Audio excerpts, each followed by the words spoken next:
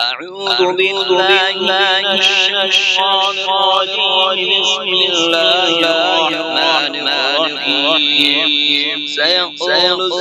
السفهاء من الناس ما ضل عن قبلته التي كانوا عليها قل لله المشرق والمغرب يهدي من يشاء إلى صراط مستقيم وكذا جعلناكم أمة وسطا لتكونوا شهداء على الناس ويكون الرسول عليكم شهيدا وما جعلنا التي كنت عليها إلا لنعلم من يتبع الرسول من يتبع الرسول ممن ينقلب على عقبيه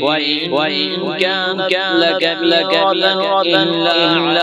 الذين هدى الله فما كان الله يضيع إيمانكم إن الله بالناس لرؤوف رحيم قد نرى تقلب وجهك في السماء فلنولينك قبلة ترضاها فول وجهك شطر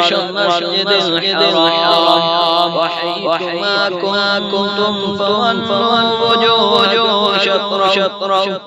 وإن الذين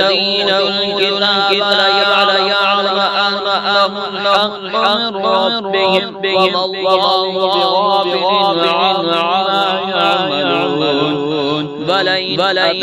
الذين أوتوا الكتاب بآية ما قبلتك فما أنت بتابع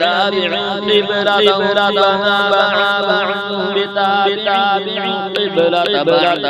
بل إن اتبعت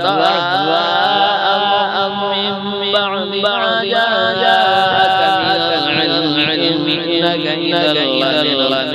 الظالمين الذين آتيناهم الكتاب يعرفونه كما يعرفون أبناءهم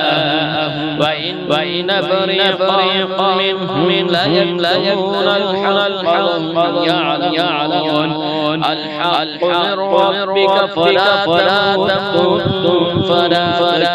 تكونن من الممترين صدق الله مولانا العظيم.